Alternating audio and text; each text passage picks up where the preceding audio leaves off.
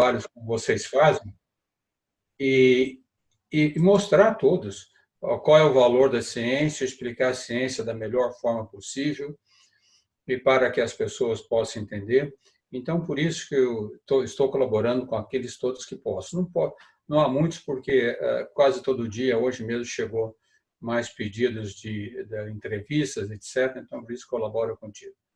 Bom, para dizer quem eu sou, é mais fácil, primeiro, dar uma ideia mais prática da população, né? Depois que eu fui exonerado da diretoria do INPE pelo presidente Jair Bolsonaro, praticamente todos os dias, agora não mais, mas é menos, porque eu nem estou indo a São Paulo, mas quase todo dia. Em São Paulo, as pessoas, quando estavam no metrô, me paravam, faziam perguntas, etc. E um dia eu estava falando com duas pessoas, aí passou um senhor com o seu filho, acho que uns 8 ou 9 anos, talvez uns 9 anos. Aí o filho puxou a mão do pai e falou: pai, vem ver o velhinho do INPE que está apagando o fogo da Amazônia. Então, quem eu sou? Eu sou o velhinho do INPE que apaga o fogo da Amazônia. Bom, na realidade, do ponto de vista mais formal, eu sou mineiro, morei até 11 anos em São Paulo. Aliás, estudei na Caetano de Campos, até o Emerson Fittipaldi foi meu colega. Depois, meus pais mudaram para o Rio.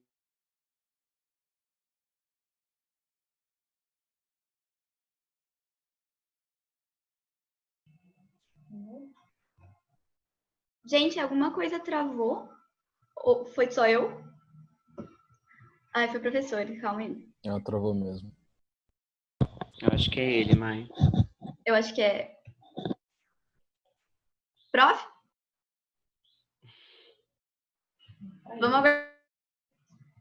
Vou mandar um e-mail para ver se tá tudo certo lá. Aguenta um pouquinho.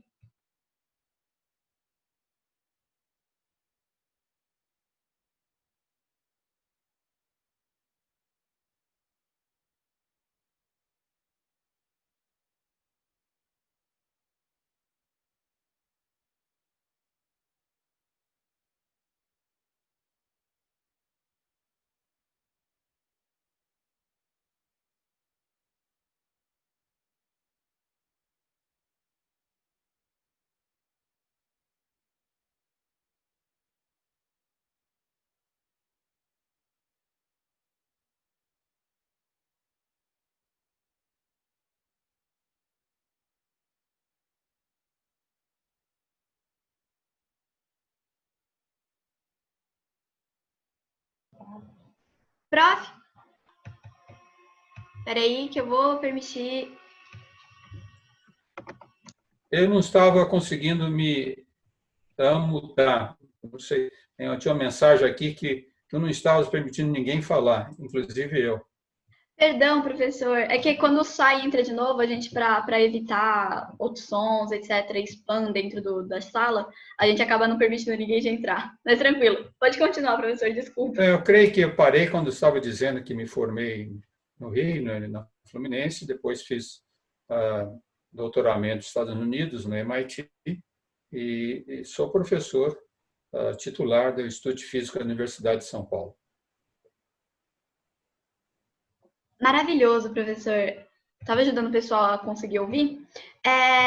Professor, então assim, a gente decidiu optar por fazer uma pergunta. Eu vou fazer uma, o Paulo Vitor também está escutando. Ele é um dos construtores do projeto que a gente está trabalhando, que é o E-Quarentena. Então eu vou fazer essa pergunta e depois ele fará. E a gente vai passar para as perguntas do pessoal. Inclusive, gente, quem quiser perguntar, fiquem à vontade, já liberado. A gente vai selecionar as perguntas, já vai fazendo a seleção. E então a gente vai trocando, fazendo essas trocas com o professor Ricardo Galvão. Professor, tratando um pouco dessa questão da ciência no Brasil, eu sei que a gente sentiu agora que, desde que esse governo recente assumiu, a gente tem sentido diversos ataques à ciência, assim, que eu diria um negacionismo mais explícito, né? Então a gente teve o caso com o INPE ano passado, esse ano com a saudação à cloroquina, enfim.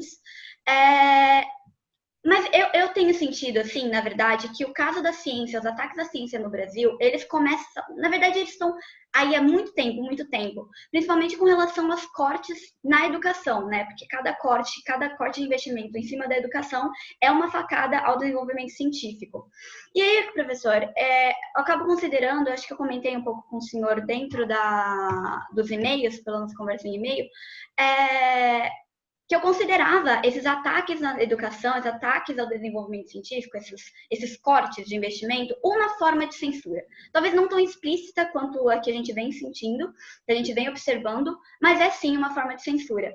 E aí, né, professor, eu falei com toda certeza aqui, né? Eu queria lhe perguntar se o senhor compactua com essa visão também, e se o senhor acredita. Como é que a ciência nacional, né, o desenvolvimento científico brasileiro, ele tem sobrevivido a esses constantes ataques? Porque a gente está observando que mesmo com esses vários e vários cortes que a gente tem vivido aí, há muito tempo, a gente ainda consegue bater de frente à produção científica internacional. Então, com muita força e com muito esmero, eu queria saber como é que o senhor acredita que a nossa ciência ela tem sobrevivido desde então.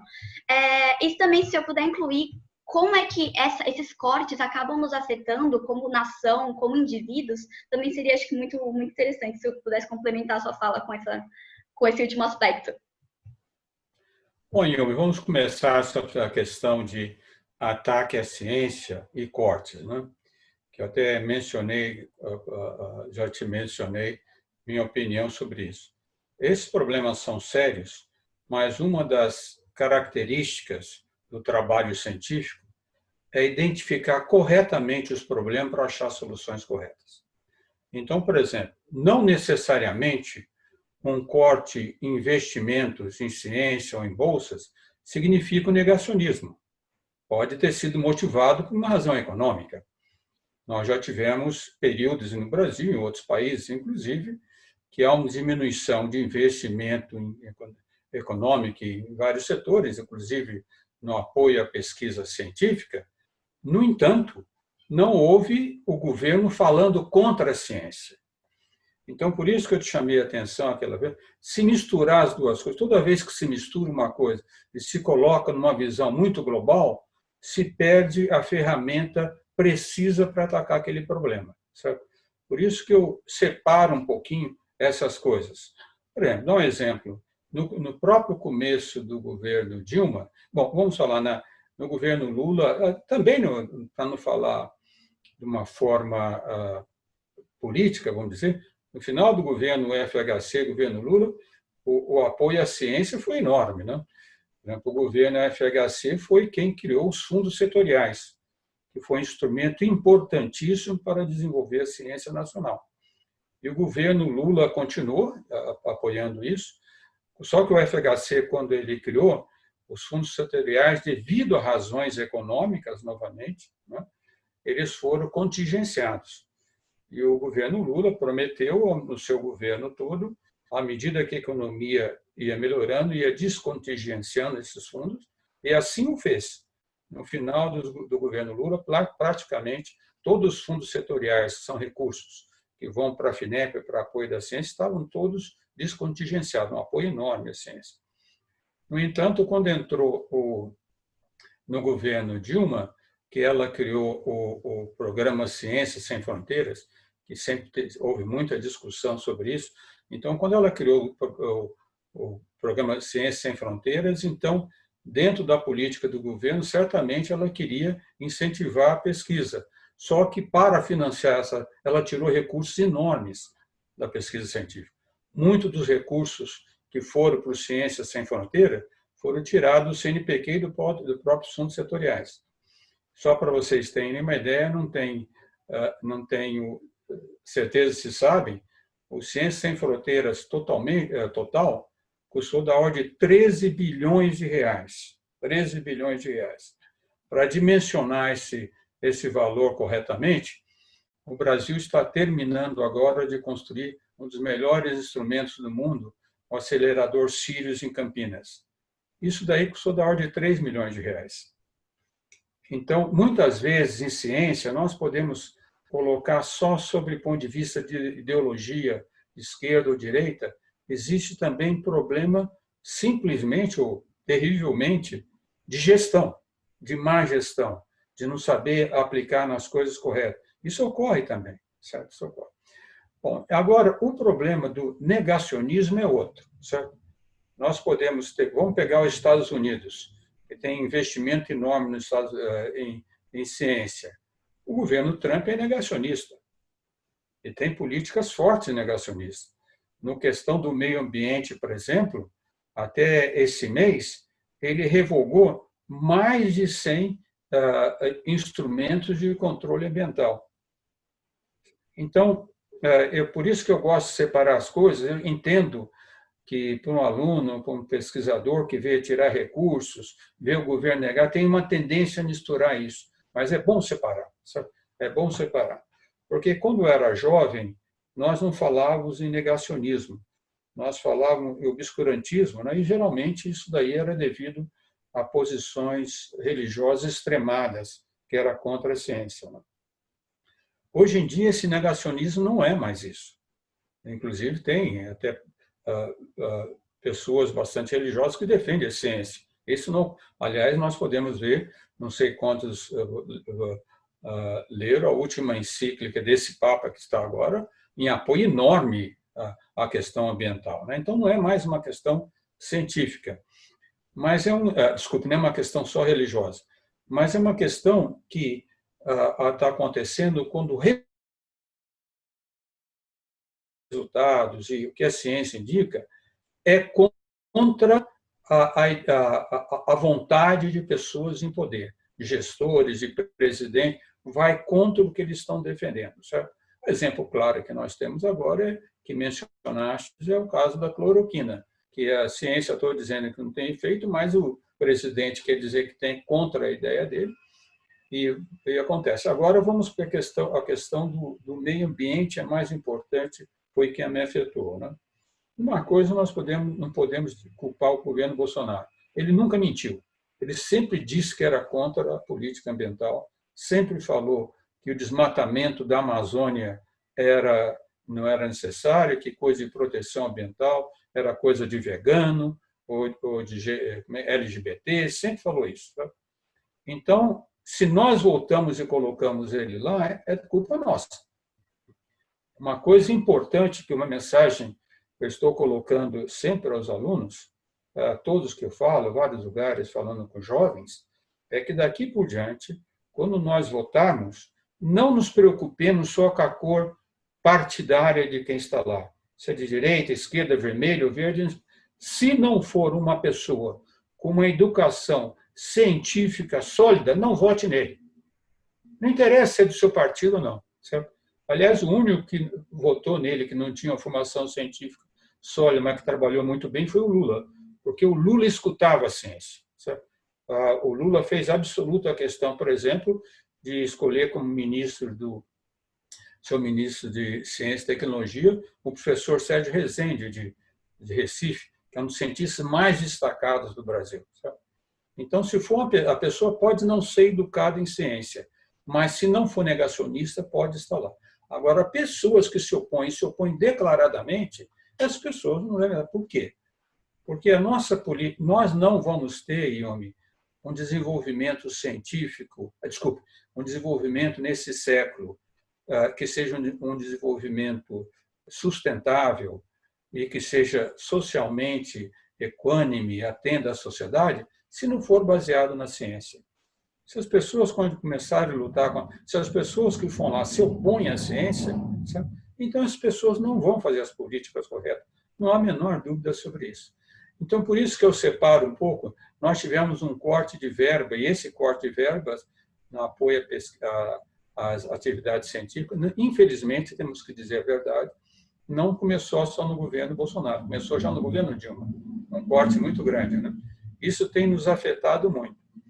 Agora, respondendo à tua pergunta, está afetando no momento em que a base científica brasileira aumentou muito. Desde final de 1980 até agora, a ciência brasileira evoluiu fortemente, muito fortemente, né? Nós publicávamos menos que 0,4% dos artigos mundiais, hoje publicamos da ordem de 2%. Se nós formávamos menos de 1.000 doutores por ano, formamos mais de 10.000 doutores por ano agora.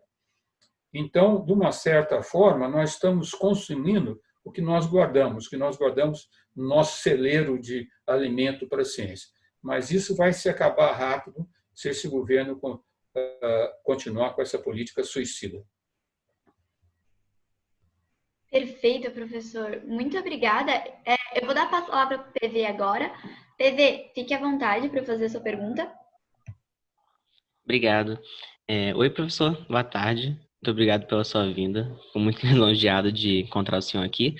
Na verdade, eu não vou fazer minha pergunta agora. Eu vou usar um comentário que o André Arada fez e que eu acho que é um assunto importante. Ele comentou sobre o atual ministro, né, do Ministério da Ciência e da Tecnologia, Marcos Pontes. E aí eu queria que o senhor comentasse, se possível, qual é o papel do Ministério da Ciência e da Tecnologia nesse cenário que a gente está comentando aqui, se ele tem sido eficiente no papel que ele se propõe a fazer ou não. O André comentou aqui, né, que Marcos Pontes, será que ele está ali pelo poder ou será que ele tem de fato um objetivo sincero, né, e que seja produtivo para a nossa nação? Então, o que o senhor tem a dizer sobre isso? Paulo, primeiro eu vou falar um pouquinho sobre o Ministério de Ciência e Tecnologia, agora o Ministério de Ciência, Tecnologia e Inovação, que esse foi um sonho durante muito tempo dos cientistas brasileiros. Na década de 80, antes da década de 80, não tínhamos Ministério de Ciência e Tecnologia, sabe? Nós não tínhamos interlocutores diretos ao governo. Tinha algumas secretarias, Secretaria de Ciência e Tecnologia, mas não tínhamos. E na década de 80, o famoso primeiro-ministro, o Renato Archa, que aliás é um oficial de marinha, mas o Renato Archa encampou essa iniciativa dos cientistas. Ele trabalhou com um físico brasileiro famosíssimo, o professor José Leite Lopes. E trabalhando com ele e com outros, eles conseguiram implantar o Ministério de Ciência e Tecnologia, que, aliás, começou a funcionar até no começo do governo Collor. Por isso que, às vezes, eu gosto de separar coisas políticas de coisas pragmáticas, de alcance pragmático. Então, o Ministério de Ciência e Tecnologia teve uma importância muito grande. O INPE, por exemplo, que vocês conhecem, estamos falando sobre o INPE. Aliás, depois eu quero responder uma pergunta da professora Ana Carolina, que colocou aqui. Mas o INPE, ele era um órgão do CNPq, era um instituto do CNPq. Não tinha um acesso direto ao governo. Então, a criação do Ministério de Ciência e Tecnologia foi importantíssimo. Para vocês terem uma ideia, todo o programa espacial brasileiro, fabricação de satélites, o próprio programa de monitoramento da Amazônia, tudo isso é coordenado pelo Ministério de Ciência e Tecnologia, certo? Alguns institutos, se vocês mais tarde forem viajar para a Amazônia, aconselho um dia visitar o Instituto Mamiroá, que é bem ao norte de Manaus, espetacular, onde tem aquela reserva do macaco inglês, é do Ministério de Ciência e Tecnologia. O Museu Guild de Belém do Pará, Ministério de Ciência e Tecnologia, o Observatório Nacional, a instituição científica mais tradicional do Brasil, criada por Dom Pedro II ainda, é do Ministério de Ciência e Tecnologia, e assim por diante. E, felizmente, nós tivemos, ao longo, desde que foi criado, muitos bons ministros. Alguns eram mais fracos que outros, mas muito bons ministros, né? Aliás, o último que nós tivemos, durou mais tempo, foi o professor Sérgio Rezende. Mas depois dele veio a Luiz Mercadante, veio o professor Marco Antônio Alp, e muitos bons ministros tivemos, né? Nesse governo, o que aconteceu, o ministro Marcos Pontes, quando ele foi indicado, a comunidade científica até viu com bons olhos, porque não há a menor dúvida que ele é uma pessoa com um treinamento fundamental. Ele é oficial da aeronáutica, engenheiro eletrônico pelo ITA e teve treinamento de vários anos na NASA. Ele nunca trabalhou em pesquisa científica, mas a formação científica dele, certamente ele tem, e quando ele foi indicado, ele trouxe uma certa esperança para a comunidade científica, que seria uma pessoa que teria maior interlocução entre o governo, que já sabia que seria um governo muito difícil, e a comunidade científica. E, de fato, quando ele entrou, ele começou um diálogo aberto. ele conversou com o presidente da Academia Brasileira de Ciência, o professor Luiz Davidovich, e fizeram até um desses WhatsApp, uma comunicação, e tinha comunicação direta, né? Mas, na minha opinião, ele era muito ingênuo com relação, muito ingênuo com relação a esse governo. Talvez ele imaginasse fazer um monte de coisas, mas nas primeiras conversas com ele, não é crítica, mas estou colocando claramente, eu senti uma ingenuidade muito grande, né? E, além do que, esse governo, vocês sabem, ele colocou militares em todos os lugares. Então, no Ministério de Ciência e Tecnologia, eu não lembro mais quanto, mas tinha na ordem uns 14 militares, brigadeiros, coronéis, uns até que eu conheço, são muito bons amigos, são capazes, né? Mas, em ciência e tecnologia, não funciona a hierarquia militar. A hierarquia militar é contrária à maneira que nós fazemos de ciência e tecnologia. Em ciência e tecnologia, todo o tratamento, as discussões, tem que respeitar a soberania da ciência, a soberania do conhecimento científico e não a hierarquia militar. E eu acredito que o ministro Marcos Pontes ficou prisioneiro dessa hierarquia militar, inclusive com relação ao presidente. Por exemplo, quando o presidente, infelizmente, hoje é dia 21, há 2 dias atrás, dia 19, completou um ano, um dos piores dias que eu passei na minha vida, foi 19 de julho do ano passado, quando o presidente Bolsonaro deu aquela coletiva à imprensa internacional e falou que os dados do INPE eram mentirosos e que eu estaria a serviço de uma ONG internacional contrária aos interesses do país, né? Eu demorei para responder, na mesma hora, claro, recebi telefone em tudo quanto é lugar, até do exterior, jornalistas querendo falar comigo. Eu esperei 12 horas para responder, porque eu falei, bom, tenho certeza que o ministro vai me telefonar. Qualquer outro ministro passado, eu conheci muitos, conheci até, não Sérgio Rezende, mas conheci vários ministros que eram mais políticos, né? O último, inclusive, que eu tinha bom relacionamento com ele, o ministro Gilberto Kassab, né? Tenho certeza, inclusive aconteceu uma coisa parecida com o ministro Gilberto Kassab, na gestão dele, quando era diretor do INPE, também houve um entrever entre nós e o IBAMA. Não passaram 2 horas, o secretário executivo do Ministério me telefonou, tá? Perguntando o que há, etc. Então, é isso que eu esperava do ministro Marcos Pontes, né? Inclusive porque, desde o começo do ano passado, toda vez que o ministro Ricardo Salles estava me atacando, general Helena e outros, a Tereza Cristina, eu respondia com ofício direto ao ministro Marcos Pontes, explicando o que estava acontecendo. Nunca me respondeu, certo? Então, isso mostra aquela mentalidade um pouco militar. Eu sou o chefe, eu falo com o imediato e vai lá para baixo. Isso atrapalhou muito, né? Então, eu acredito que o ministro Marcos Pontes, lamento dizer isso, mas está fazendo uma péssima gestão no Ministério. Perfeito, professor. Muito obrigada. Eu quero só saber se o PV terminou a fala dele. E aí a gente vai passar para o comentário da Ana Carolina. PV, você consegue falar se tá ok? Sim, pode passar para o comentário dela, depois eu volto.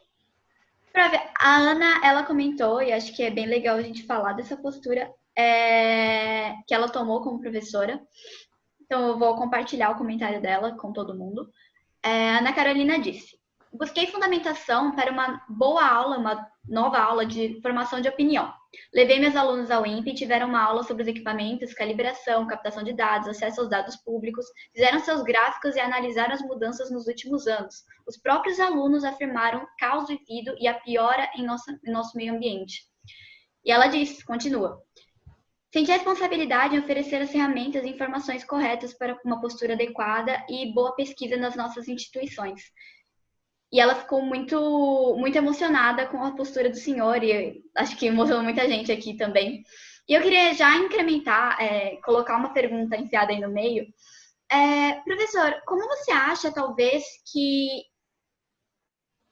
dentro do contexto nacional, a gente consiga despertar mais essa curiosidade das crianças, dos nossos alunos e futuros cientistas, creio eu, futuros profissionais de todas as áreas, como a gente consegue implementar, talvez, como posso dizer, induzir essa curiosidade, estimular essa curiosidade, porque eu penso que, pelo menos, não é todo mundo que tem acesso a um INPE do lado da sua casa, por exemplo, sabe?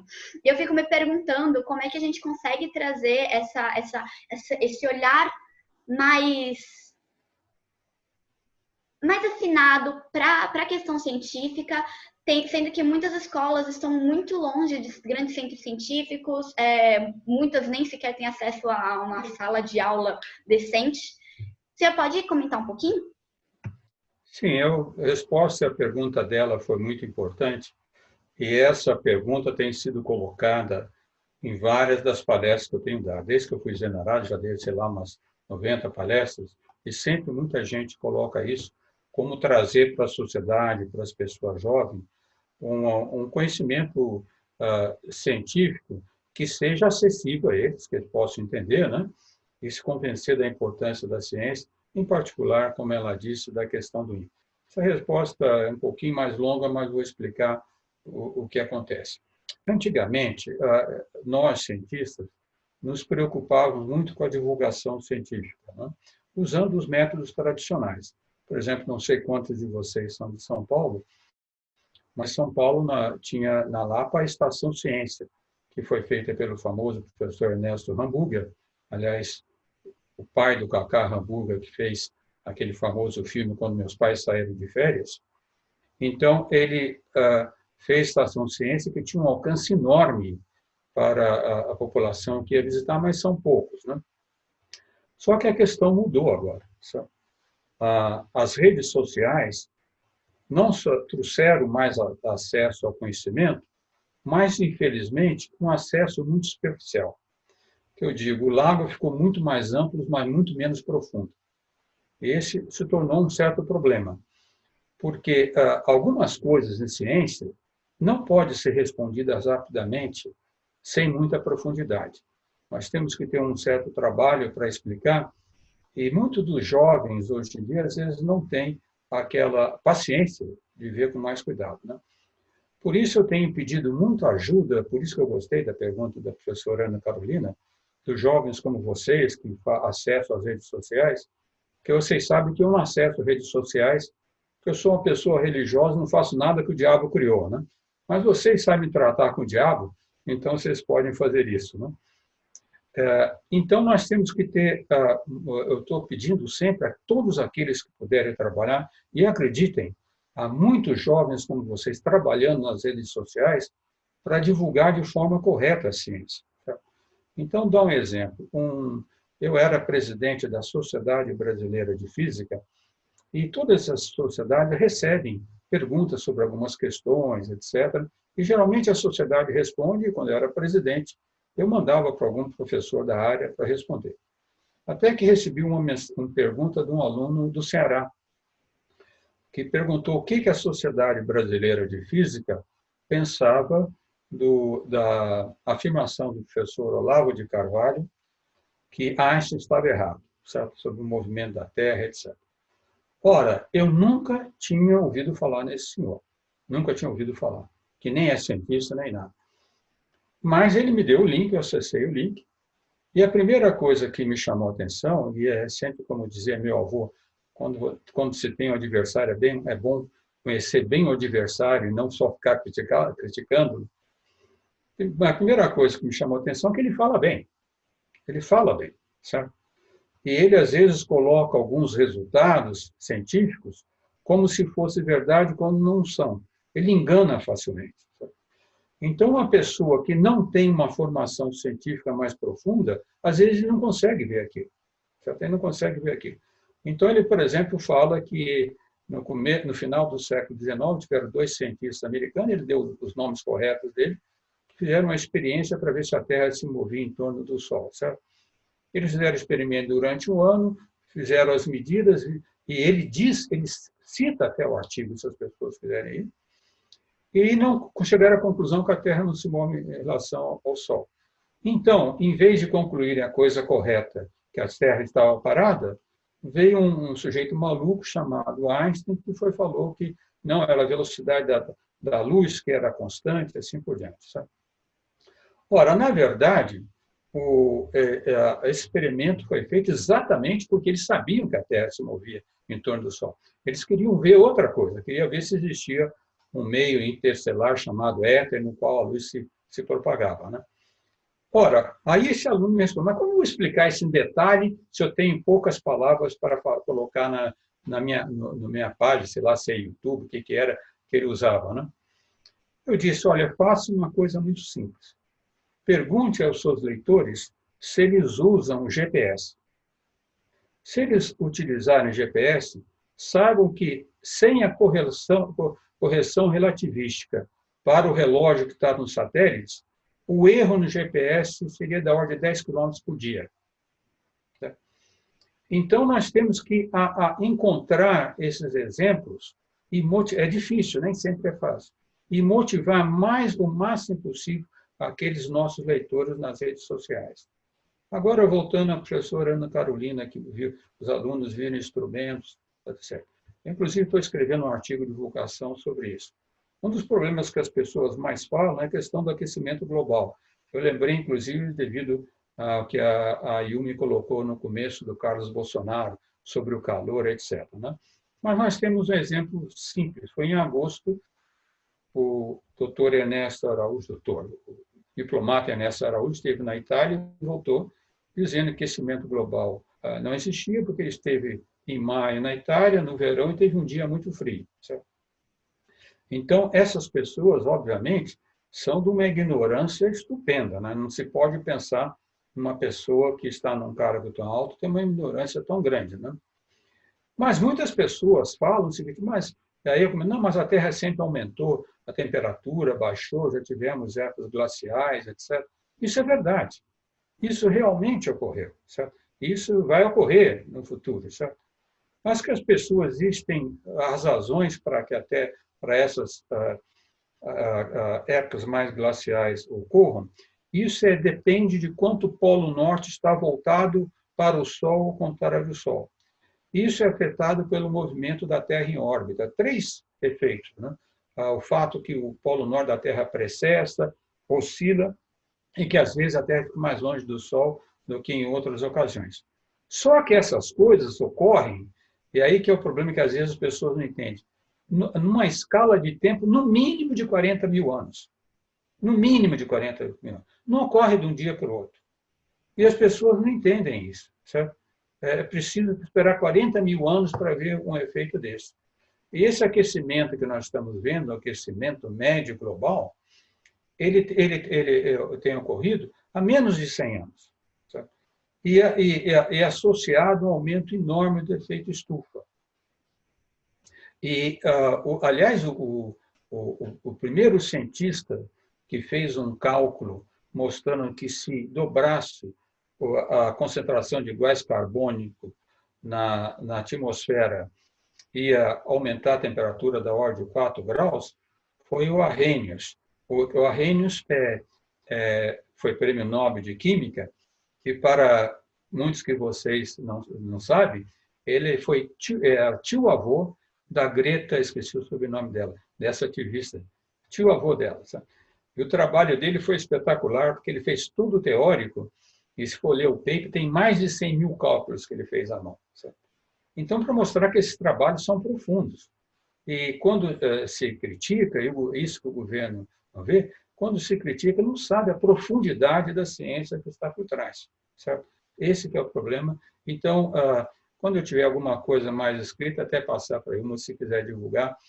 É muito importante, viu, Ana Carolina, que nós divulguemos o máximo possível. Tem algumas publicações boas que explicam a questão do aquecimento global que ocorre. É verdade que quando nós fazemos prospecções para o futuro, há incerteza, mas em ciência é muita incerteza. Isso é normal. Isso talvez que também, Yumi, isso que perguntaram, que a sociedade às vezes não entende as pessoas mais humildes. Ele fala, a ciência diz isso ou não, certo? E o cientista responde, diz isso com tal probabilidade. E essa é a resposta científica, certo?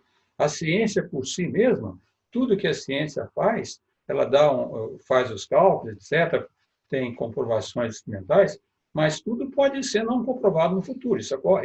O próprio método científico, nada em ciência é um ato de fé. É baseado em observações, em cálculos, em experimentos, que pode ser modificado se vierem outras observações depois. Maravilhoso, professor. Eu vou dar a palavra para o PV, porque tem alguém querendo perguntar. PV? Sim, o Antônio Ricardo, ele levantou a mão. Aí eu queria saber se você quer abrir o microfone para falar, Antônio. E se você quiser, pode também falar de onde você é e aí já engatar na sua pergunta.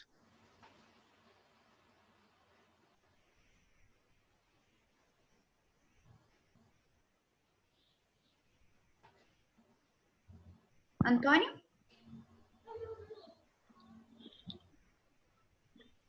Caso você não queira também, não tem problema. Pode ter sido um erro também da mão levantada, acontece. Bem, nesse caso, eu queria ler uma pergunta que o Clayton fez, um pouco acima. Aí eu vou ler aqui, tudo bem? Ele disse: Olá, professor Ricardo. Eu estou participando do primeiro treinamento online global de mudanças climáticas, iniciado pelo ex-vice-presidente Al Gore. E no treinamento, trabalhos e reflexões das mudanças climáticas pelo mundo, e diversas vezes está sendo citado o que está acontecendo na Amazônia.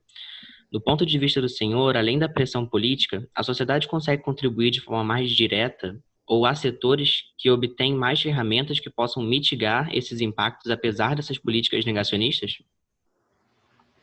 Bom, essa é uma pergunta um pouco difícil, mas deixa eu responder da maneira que eu a entendi, certo? Primeiro, chamar atenção sobre a importância da Amazônia, os três aspectos mais importantes da Amazônia. O primeiro, realmente, é sobre mudanças climáticas, né? Nós sabemos, hoje em dia, que as mudanças climáticas, esse aquecimento que está tendo na temperatura que estamos observando. Aliás, deixa eu até comentar sobre esse aquecimento, que várias pessoas não entendem, como Ernesto Araújo ou Carlos Bolsonaro comentou, a temperatura diminuiu. O que é esse aquecimento, né? É claro que isso daí é uma temperatura média. Certo? E não é uma média, não só uma média global, espacial, em vários lugares do país, mas é uma média temporal caminhante, como vocês estão vendo agora os dados do coronavírus. Certo? Então, o que acontece? O que eles pedem, eles fazem uma medida da temperatura média da Terra, por exemplo, no dia, e fazem a média um certo número de dias para trás, que eu acho hoje está 30 dias, e depois até uns 30 dias para frente. Então, essa média que se vê não é uma temperatura instantânea, por isso foi absolutamente idiota aquele comentário do Ernesto Araújo e do Carlos Bolsonaro. É uma média, é feita uma temperatura, e essa média está realmente aumentando. Isso, a primeira vez que se mediu em detalhe foi em 1932, ou 33, se não me engano, em 200 estações. Inclusive, foi um engenheiro inglês que fez isso. Quando o Arrhenius publicou o artigo dele em 1990, ou 1889, se não me engano, ninguém deu atenção, foi o engenheiro que mediu. Então, é uma temperatura média como aquela média móvel que vocês veem nos dados do coronavírus. Bom, então, feito esse comentário, a única maneira de nós controlarmos, aliás, não é a única maneira, mas a ferramenta mais efetiva que nós temos para controlar o aquecimento global é diminuir o gás carbônico e metano na atmosfera, sabe? Isso é importantíssimo. E a melhor ferramenta para diminuir o gás carbônico é através do crescimento de florestas tropicais. Uma árvore na Amazônia, o peso dela, 60% do peso dela é carbono. Sabe? Então, quando essas árvores crescem, elas vão cada vez mais absorvendo carbono.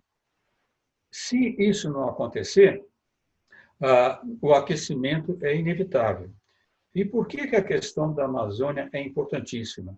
Porque a Amazônia é uma floresta que ela precisa dela mesma para sobreviver. O que eu quero dizer com isso? Vocês pegam, por exemplo, o Cerrado ou as florestas na Austrália. Essas florestas evoluíram com queimadas constantes.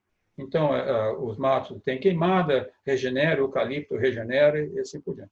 A Amazônia não. O solo da Amazônia, ao contrário do que o presidente Bolsonaro falou, a questão de uma semana atrás, que é muito fértil, não é fértil.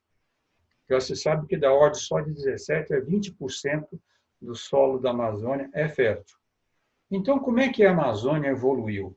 A Amazônia evoluiu porque o vento que passa sobre o Atlântico, traz a umidade do Atlântico, bate nos Andes e começa a cair muita água ali, certo?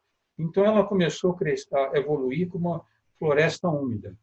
E evoluiu a Amazônia quando, só no Brasil, quando o Brasil foi descoberto em 1500, era da ordem de 5 milhões de quilômetros quadrados. Certo? Então, ela evoluiu como uma floresta úmida. Ela precisa daquela matéria orgânica no próprio solo para crescer as árvores que crescem lá. Certo? E ela não evoluiu com fogo. O fogo é muito difícil de propagar na Amazônia porque o solo é úmido. Certo? Então, as árvores não são árvores que se evoluíram, por exemplo, como o eucalipto evoluiu na Austrália. O professor Carlos Nobre, que eu já vou falar o trabalho do professor Carlos Nobre e do professor Lovelace, eles têm uma frase que eu gosto muito. A floresta amazônica só existe porque existe. Se não tivesse aquela umidade, ela não existiria. Então, é um sistema complexo, bastante complexo mesmo, que a sua sobrevivência depende dele mesmo. Sabe? Vocês sabem que só uma árvore na Amazônia grande, ela bombeia para a atmosfera da ordem de 600 a 1.000 litros de água por dia. Sabe? A floresta amazônica bombeia para a atmosfera de água mais do que o rio Amazonas entrega para o Oceano Atlântico por dia. E ela é a função desses chamados rios voadores que trazem toda a umidade para o sul do Brasil. Então, a agricultura brasileira não existiria sem a floresta amazônica. O regime de chuva não existiria sem a floresta amazônica. Então, então ela é importantíssima. A floresta amazônica produz da ordem de 15% de toda a umidade na atmosfera no mundo. Então, a floresta amazônica, além da biodiversidade, depois, se alguém perguntar, eu posso perguntar sobre a biodiversidade. Né? Sem a floresta amazônica, não vai existir agricultura no país. Não, os gases de efeito estufa vão aumentar e todos nós vamos sofrer violentamente. Sabe? Não só a floresta amazônica, outras florestas tropicais, mas se vocês procurarem na NASA, infelizmente não tem aqui para mostrar, tem um site que mostra, acompanhando todos os dias, né, a evolução das áreas verdes em todo o planeta. E vocês vão ver que, passando sobre a floresta amazônica na África e também florestas na Indonésia, passa a época seca, nunca fica marrom, sempre fica verde. Porque a floresta ela se preserva. Já no cerrado, não. O cerrado, na época seca, fica marrom. Certo? Então, não tem umidade. Se existe, sempre tem falado nisso, famoso arco de desmatamento, que é a Amazônia que começa no Maranhão e vai até o norte do Mato Grosso do Norte, do Mato Grosso. Né? Esse arco foi criado por uma grande geógrafa brasileira, denominada, que infelizmente já faleceu, a professora Berta Becker, do Rio de Janeiro. Nesse arco do desmatamento, o período de seca já está durando da ordem de 3 semanas a mais que no resto da Amazônia. Temperatura média de 2 a 3 graus acima da Amazônia. Sabe? E ele não está se regenerando. Recentemente, o Tasso Azevedo, ele estava até no Globo News há 2 dias atrás comigo, Tasso Azevedo, o grupo dele, do Mapa Biomas Alerta, fizeram um levantamento de fontes de água nesse arco do desmatamento, já há muito mais fontes artificiais do que as fontes naturais de água. De tanto secar, quem cria lá começou a fazer lagos. Sabe? Então, a Amazônia, preservar a Amazônia não é brincadeira. Inclusive, eu me irrita muito, aliás, muita gente pensa assim, infelizmente, me param na rua e falam a mesma coisa sempre. Se o meu presidente Bolsonaro não tem razão, porque os europeus desmataram, agora quer que nós desmatemos, nós temos menos direito de desmatar. Né? Essa pergunta é de uma infantilidade que não dá nem para responder. Quer dizer, para responder isso, tem que imaginar que a pessoa que está dizendo é minimamente inteligente, né? Mas ao dizer isso, não se dá nem para crer na inteligência de uma pessoa que usa um argumento desse tipo. Perfeito, você tem que respirar muito fundo para realmente conseguir, às vezes, responder. A gente pulou sem querer a pergunta da Bia. Bia, desculpa. Professor, ela perguntou assim, né? Professor, como o senhor acredita que os cortes na ciência podem ser usados para manipular a população? Olha, não é questão tanto de manipular a população. Eu acho que eu colocaria mais sobre o foco de impedir o desenvolvimento do país. Certo? Nós temos agora, vamos ver o caso, por exemplo, do Covid-19, né? O caso do Covid-19. É evidente, todo mundo está consciente do valor da ciência agora. Viram claramente a importância da ciência, né? Para combater esse problema do coronavírus de várias formas. Até meu grupo, que não é na USP, que não é especialista em assuntos biológicos, está desenvolvendo um equipamento para imunizar superfícies contra o coronavírus. O que acontece, e todos que me escutam, é que, infelizmente, muita gente que não trabalha na ciência, que não é preparada, ela tem uma ideia do cientista que eu chamo uma ideia do cientista tipo Mickey. O que quer dizer? Das revistas Mickey. Ele pensa no cientista como o professor Pardal, que aparecia nas revistas que lia antigamente, Pato Donald, etc. Né? Um cientista é alguém que sabe que está lá preparado, trazes um problema para ele, vai olhar o problema e resolver e criar uma máquina que resolve aquele problema. A ciência não é assim, certo? Nós só evoluímos, vimos agora o caso da vacina de Oxford, nós só conseguimos produzir se tem uma base científica muito sólida, muito ampla, pesquisando, inclusive, ciência básica. Às vezes, sem aplicação imediata. Certo? Mas, se não tiver esses cientistas, quando vem um problema prático, eles não conseguem resolver. Não é um cientista, não é uma pessoa que tem uma cultura, sabe todos os livros, sabe tudo, e vai resolver. Não é isso. Se tem que usar uma base científica bastante sólida, bastante desenvolvida, para fazer atacar problemas que possam surgir. Eu sempre dou como exemplo o caso do Einstein. Né? O laser que nós usamos em tudo hoje em dia, né, foi inventado em 1952, se não me engano, que surgiram os primeiros lasers, 52, 53. A base teórica para fazer o laser foi um trabalho do Einstein em 1905.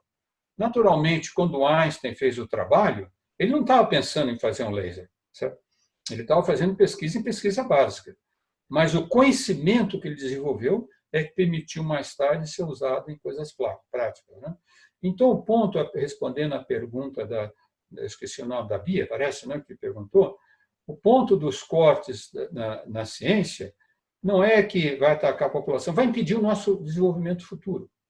Vai impedir completamente. Nós desenvolvamos coisas aqui. E dá um outro exemplo prático ao contrário. Né? Todo mundo hoje fala do grande desenvolvimento do Brasil no agronegócio. Né? O Brasil exporta muito, a nossa agricultura tropical é espetacular, tem uma produtividade bem maior que os outros países. A quem nós devemos isso? Uma pesquisadora da Embrapa, a Joana Doberheimer.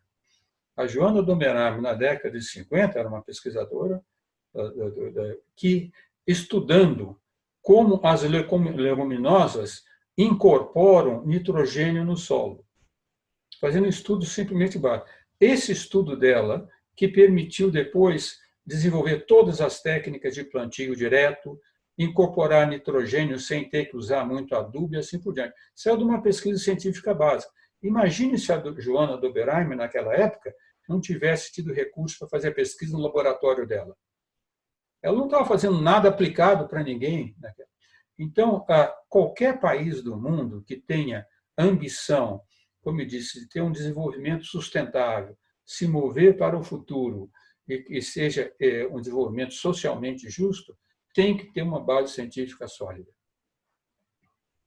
Perfeito, professor. Eu ia só comentar com o senhor sobre questão de tempo, porque não sei como é que está o tempo do senhor, imagino que a sua agenda seja um pouco corrida. Perguntar se o senhor vai querer estender um pouquinho, ou a gente finaliza com a última pergunta, porque vai dar 4 horas agora. Bom, se houverem perguntas, eu vou assistir alguma coisa tem agora uma palestra boa na Academia Brasileira de Ciência, mas se tiver perguntas urgentes que não posso ficar sem responder, eu posso responder, sim. Perfeito. Eu vou pedir para o PV dar uma olhadinha, então, aí a gente vai responder essa pergunta da Fran, e você vê se tem mais alguma pergunta, assim, que a gente pode finalizar, então, só para não tomar muito do seu tempo, professor. A Francisca, ela perguntou, professor, até onde você acha que vamos chegar com a Amazônia? Mesmo com as leis que a protejam, a gente vê que o governo está ignorando e passando por cima. Você acha que vai chegar ao ponto da comunidade internacional, e talvez seja isso mesmo, diz ela, né? Talvez seja isso mesmo que o governo queira, chegue a intervir com mais força ou isso não é possível? Olha, a intervenção com força, uma intervenção militar que Bolsonaro fala e outros membros do governo, principalmente os mais militares, falam, eu acho que isso daí não é crível de maneira nenhuma. Isso não vai ocorrer. Seria uma violência enorme no mundo que não vai acontecer. Mas a interferência econômica nós estamos vendo agora, né? E muito forte.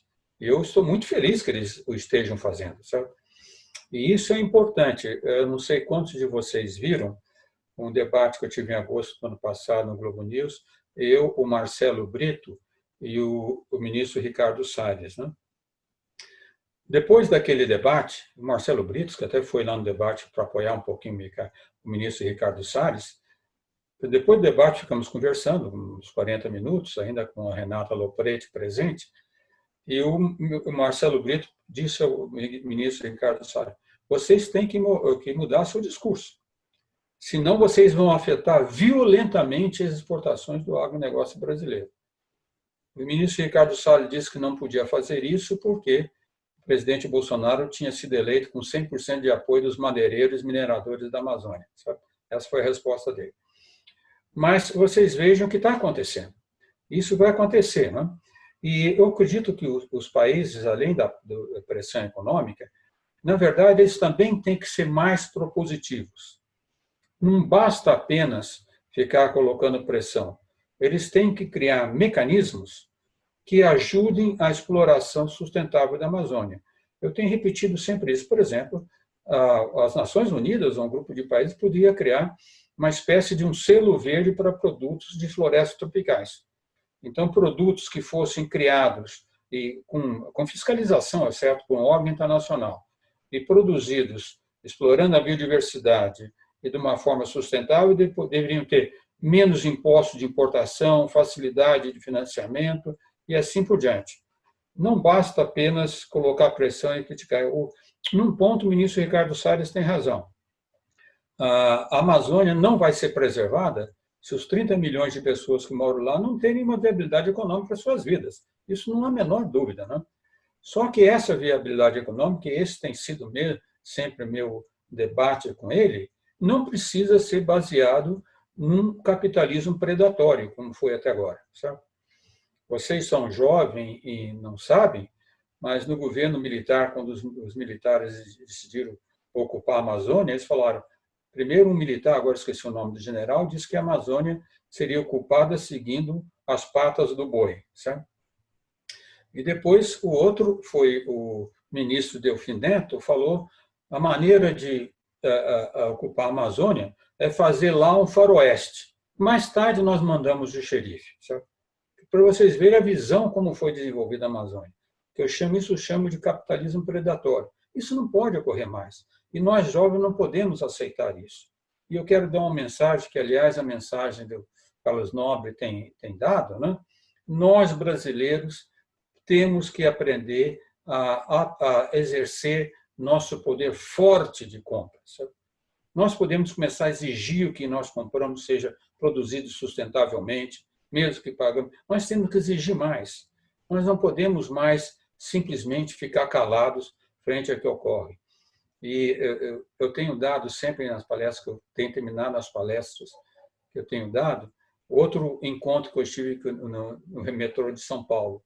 Uma senhora que veio a mim, com um celular, pensei que até que tirar uma foto, ela falou, não, professor, eu quero agradecer o que o senhor fez, porque eu sou paulistana, sempre morei em São Paulo, e para mim a Amazônia era um matinho no norte do país, não tinha nada a ver com a nossa vida.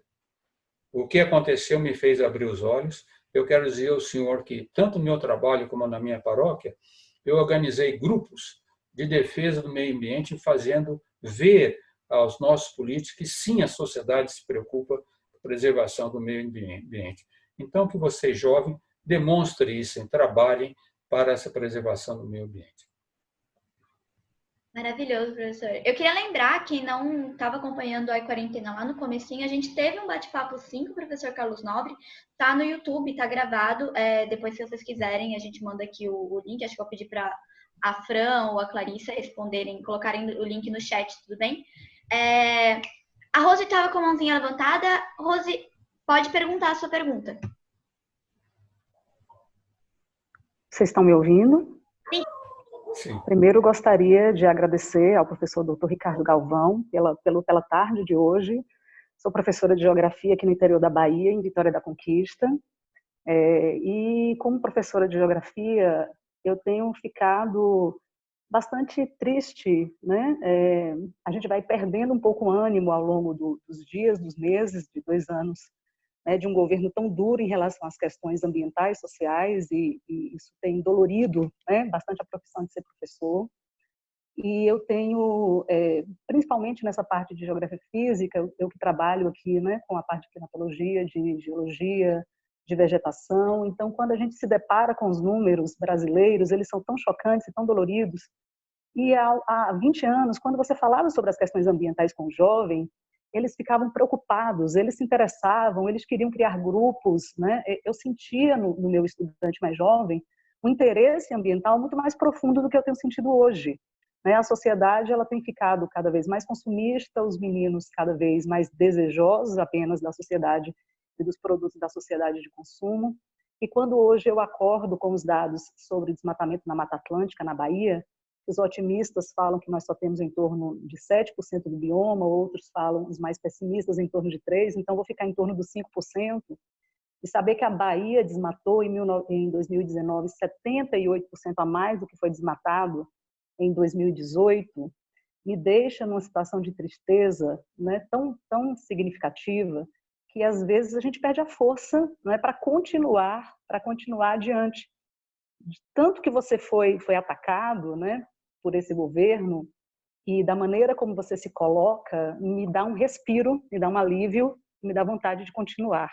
Quero lhe dizer que sua fala me emociona, né, que a fala dos que estão presentes, especialmente na figura de Yumi e de Luana, de jovens que buscam em você, né, e em pessoas como você, que já poderiam usufruir, né, do descanso do seu próprio nome e que ainda está aqui, mostrando sua cara, enquanto muitos, né, perdem o seu nome na história.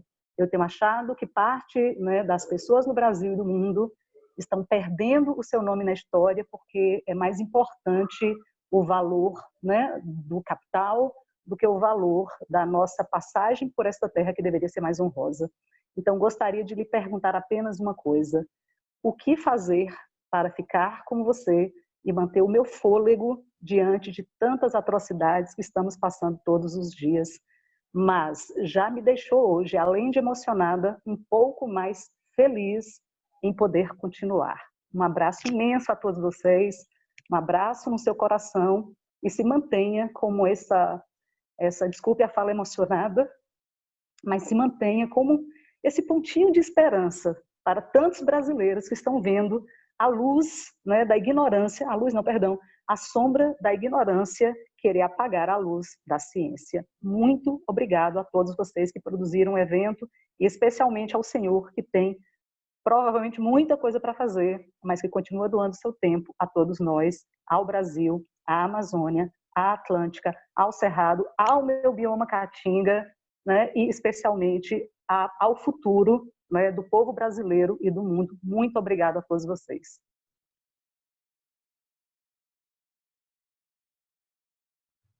Professor, está mutado.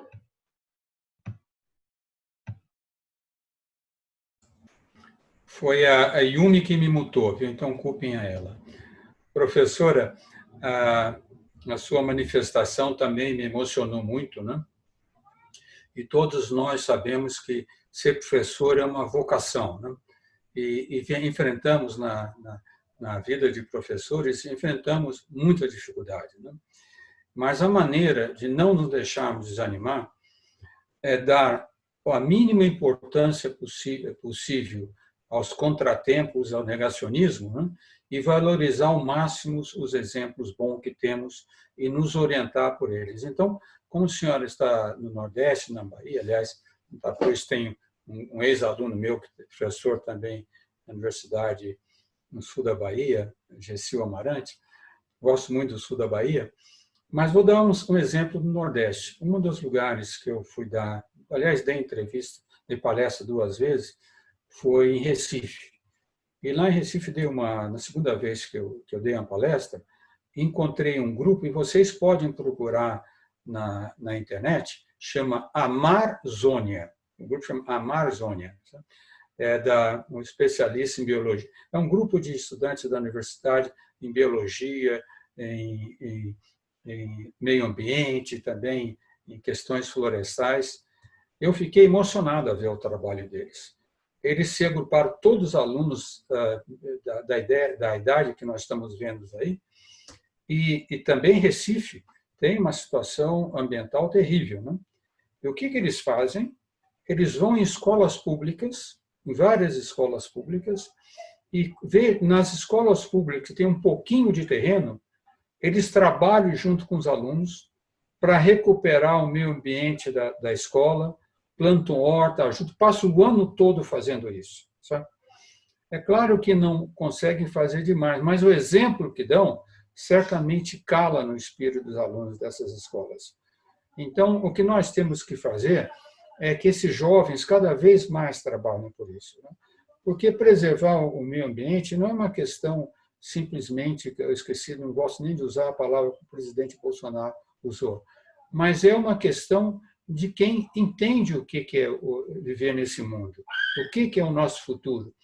Eu sempre repito, ninguém mais pode imaginar que vai tomar um ônibus para o futuro isolado de todos os outros. Nós dependemos uns dos outros.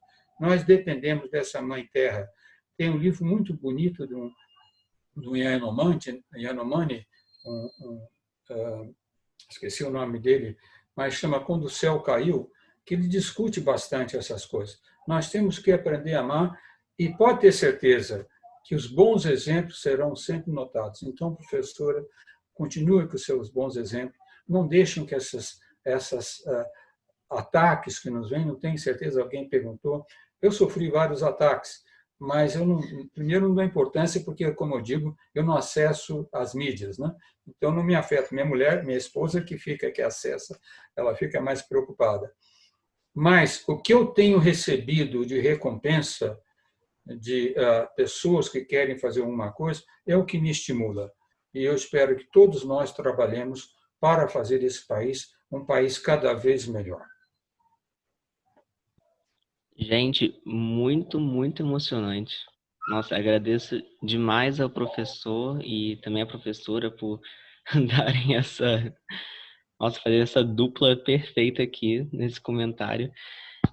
Seria lindo acabar o nosso encontro com isso, mas ainda existem algumas perguntas, e aí, professor, eu queria saber de você se o senhor aceita responder pelo menos mais 2, a gente tem mais 5, mas o pessoal se empolgou bastante nesse final, mas eu queria saber se está disponível para responder mais 2zinhas. Siga em frente, Paulo. Muito obrigado.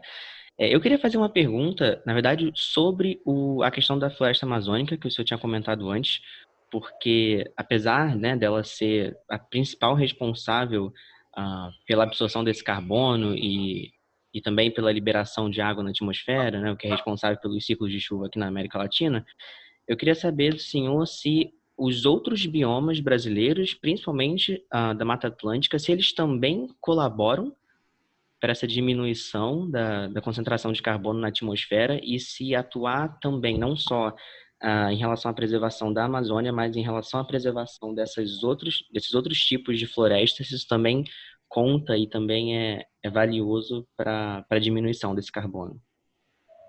Certamente. A Mata Atlântica, em particular, bastante, né? Algumas regiões, como o Cerrado, não tanto, certo? Porque precisa de ser mata mesmo. Porque na floresta amazônica, as raízes são muito profundas e permite a penetração de água, né? Que não ocorre tanto no cerrado. O solo no cerrado, o solo úmido é muito mais alto. E a Mata Atlântica é outra preocupação enorme, não temos falado, mas vocês sabem que o ataque à Mata Atlântica tem sido enorme. A professora Rossi falou da Bahia. Aqui mesmo, no estado de São Paulo, eu tenho um sítio próximo de São José dos Campos, e na própria Mata Atlântica tem uma região lá, uma APA, né, uma área de proteção ambiental, que sempre existiu, com muitos animais.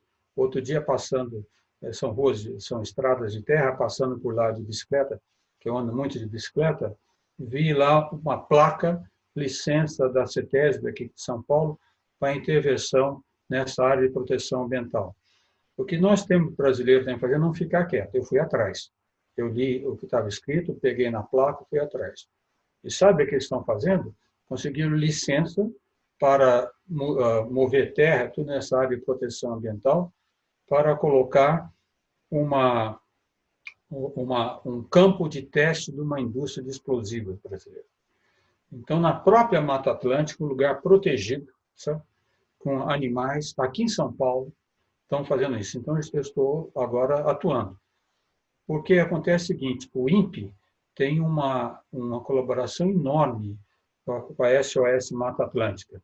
O INPE que produz com eles o Atlas da Mata Atlântica para todo o país. E o desmatamento na Mata Atlântica, como a professora Rossi falou, tem aumentado fortemente. Sabe? E tem algumas espécies que são endógenas da Mata Atlântica, só existe lá. Sabe? Então, isso é extremamente importante.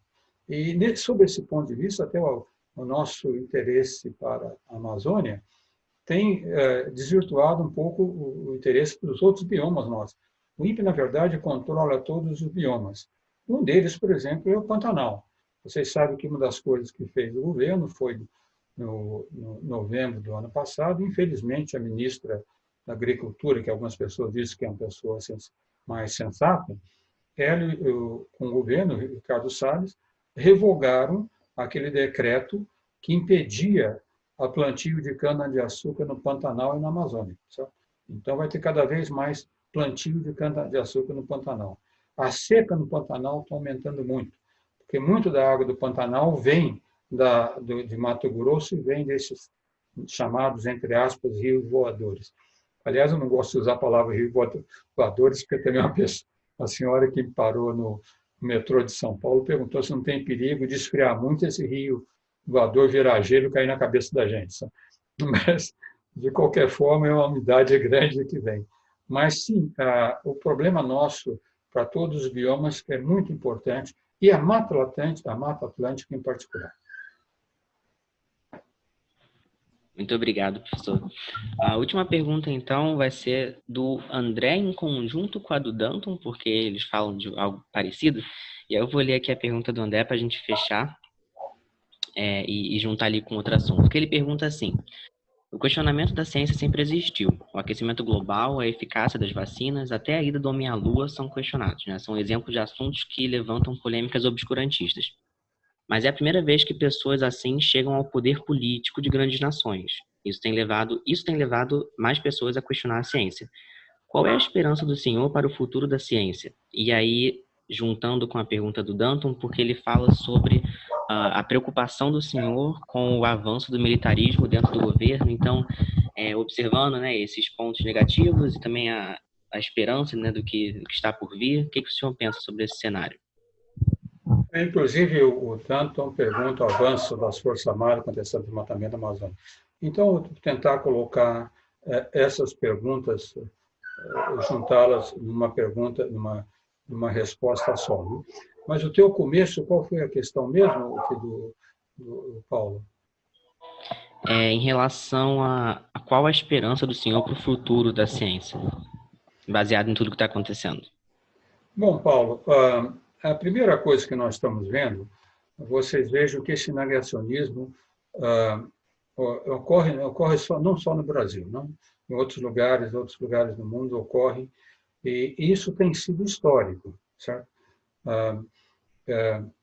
Eu não sei quanto de vocês leram a história, do Nikolai Vavilov. Nikolai Vavilov era um botânico, engenheiro agrônomo, famosíssimo na União Soviética, no começo do século passado, porque ele viajou por todo o mundo coletando sementes, porque ele achava muito importante desenvolver bancos de sementes que fossem importantes para a alimentação mundial, principalmente trigo, milho, etc. Sabe? Então, ele viajou os 5 continentes e, meados do 1930, meados do século passado, ele tinha o maior banco de sementes de toda a humanidade, da ordem de 200 mil espécies, armazenada por volta de 100 institutos na União Soviética. No entanto, já havia um pseudocientista russo, Lysenko, o famoso Lysenko, né? Que ele era contrário ao Vavilov, porque ele dizia que a botânica e a biologia eram ciências dos ricos, sabe? Para colocar pressão sobre os pobres, e que simplesmente não era necessário esse apoio enorme à ciência, só para ver que ataques à ciência foram muito grandes até, né, em países como a União Soviética, que desenvolveu tanto a ciência, mas houveram ataques. Ele sempre atacou e falou que simplesmente o discurso marxista poderia vencer a ciência burguesa e trazer comida para os soviéticos, que sofriam muito naquela época. Bom, Stalin escutou o Lysenko, condenou o Vavilov à morte, depois a sentença dele foi revogada para 20 anos de prisão, mas ele foi preso em 41, em 43 ele morreu de inanição na prisão, não o alimentaram mais. Sabe? Então, esses ataques à ciência sempre houveram. Sabe? Esse ataque à ciência mesmo. Mas o que acontece? Ninguém mais se lembra do Lysenko. E o que desenvolveu o Vavilov ajudou toda a humanidade. Hoje ele é quem é prestigiado. Então, nós não podemos nos deixar ser destruídos ou pararmos ou deixarmos de tomar nossas ações devido a esses ataques. Nós temos que continuar acreditando no valor da ciência, no valor do desenvolvimento. Vou citar outro exemplo, eu gosto de citar esses exemplos porque ajuda os alunos. Das mensagens que eu recebi quando fui atacado pelo presidente Bolsonaro foi um professor da Universidade de Bruxelas, Roger Wenens, um amigo meu. E ele lembrou o caso, ele falou até contra o Bolsonaro e contra o Trump, né? E lembrou o caso que aconteceu com Hitler. O Hitler, quando começou a perseguir os cientistas e demitir cientistas, principalmente cientistas judeus, mas também outros que eram politicamente contra ele, foi falar com ele o Max Planck. Max Planck foi prêmio Nobel, foi quem fundou a mecânica quântica. Tem importância enorme para toda a ciência e para o nosso estágio moderno. E o Max Planck foi a ele e pediu para que ele parasse de demitir cientistas por razões políticas. O Hitler respondeu: a política alemã não vai ser revogada ou modificada, mesmo que seja por cientistas. Se demitir os cientistas judeus significa um retrocesso na ciência alemã atual, então nós ficaremos muitos anos sem ciência. Bom, veja o que aconteceu. Nós sabemos o que aconteceu com a história com Hitler e o nome que tem Max Planck, sabe? A importância do que ele fez. Então, nós não podemos deixar que esses ataques nos destruam e deixem que nós trabalhemos. Bom, vou voltar agora ao que perguntou o Danton, que é a questão das Forças Armadas na Amazônia, certo? Em primeiro lugar, algumas pessoas falam que tu és contra as Forças Armadas. Não sou, certo? Em primeiro lugar, quem viaja pela Amazônia, viaja para Pantanal, sabe o trabalho espetacular que faz a Força Armada lá. Muitos lugares ribeirinhos onde eu estive, os índios só têm um tratamento médico e transporte, etc., devido à Marinha. Aliás, eu servi na Marinha, eu fiz meu serviço militar na Marinha, e a primeira vez que estive lá, fiquei orgulhoso de ver a Marinha trabalhando, sabe? E transporte aéreo também pela aeronáutica, a defesa do Exército. Então, não sou contra os militares. Sou contra a utilização dos militares como o governo está fazendo agora. Porque, para combater o desmatamento da Amazônia, Quem tem que fazer isso? São os especialistas. IBAMA, ICMBio, FUNAI, esse pessoal que tem que atuar. Certo? E tem que atuar fortemente. E atuar lá não é fácil, porque realmente eles enfrentam muitas lutas. Então, é importante o apoio das Forças Armadas, mas apoio, como foi feito com a Marina Silva, com Carlos Mink, Isabela Teixeira, eles vão apoiando, dando segurança e dando apoio, seguindo as ordens dos especialistas civis. É isso que o governo Bolsonaro reverteu. Ele mandou os militares, exonerou fiscais do IBAMA, tirou todas as ações do ICMBio e colocou esses órgãos sobre os militares. Militar de exército não sabe fazer isso. É como colocar o exército na rua fazer o trabalho de polícia, eles não são polícia. Certo? Então, não sabem atuar e atrapalham violentamente. Né? E dão uma desculpa, não sabem nem aonde ir corretamente. Né? Isso me preocupa muito. E, por exemplo, eles fizeram uma grande ação de combate ao fogo. É bom combater o fogo, mas o importante na Amazônia não é o fogo, é o desmatamento que vem antes. E as queimadas vão aumentar violentamente agora, sabe? E no combate ao desmatamento, eles deveriam mandar, assim, exército, o que for possível, de apoio, mais apoio aos fiscais do IBAMA. O ministro Ricardo Salles demitiu praticamente todos os chefes de órgãos regionais do IBAMA, colocou nos seus lugares policiais, coronéis da Polícia Militar, certo? Não se pode fazer isso. Essas coisas têm que ser feitas por especialistas. Então, minha crítica é como as Forças Armadas estão atuando nessa questão do combate ao desmatamento, que está totalmente errada, na minha opinião. Maravilhoso, professor. Gente, essa foi a última pergunta. Peço perdão se a gente não conseguiu responder todas. Realmente para não tomar muito tempo ao professor, a gente tem que ter esse respeito, esse limite. Professor, eu quero mais uma vez agradecer o seu tempo, agradecer essa esticadinha que o senhor deu para a gente. E também agradecer a sua presença, obviamente, e toda essa aula que o senhor deu pra gente. Acho que muito mais do que eu ou qualquer outra pessoa esperava quando eu entrou nessa salinha para ouvir o senhor. Foi realmente espetacular, eu agradeço. Professor, para a gente finalizar, então, o senhor tem alguma recomendação final, alguma consideração final, algum recadinho que queira deixar para a gente, para professores que estão um pouco desesperados, como foi o caso da professora que perguntou. E é isso, deixa a palavra para o senhor. Bom, primeiro eu agradeço a todos vocês, eu parabenizo a Yumi, os que colaboram com ela nessa iniciativa, espero que mantenham sempre esse projeto, né?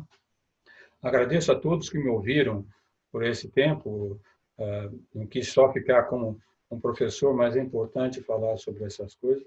E o importante é a esperança, a fé e a esperança, certo? Às vezes as pessoas até falam que os cientistas são todos ateus. Na verdade, a própria ciência é um ato de fé, porque quando nós estudamos, nós temos que acreditar que as coisas vão acontecer, que o universo é descrito de uma forma lógica. Então, a própria ciência que nós temos é um ato de fé. Então, temos que ter fé que nós vamos continuar lutando pelo desenvolvimento do nosso país e, o mais importante, nos articularmos da forma mais efetiva possível que aqueles que atuam na mesma direção que nós atuamos. Né? Mais do que ficar brigando contra os que falam contra, nós temos que primar pelo exemplo. Dar o exemplo da nossa atuação e mostrar o quão é importante essa questão do desenvolvimento do país, da importância da ciência e da questão ambiental. Então, um grande abraço para todos, uma boa tarde. Tchau.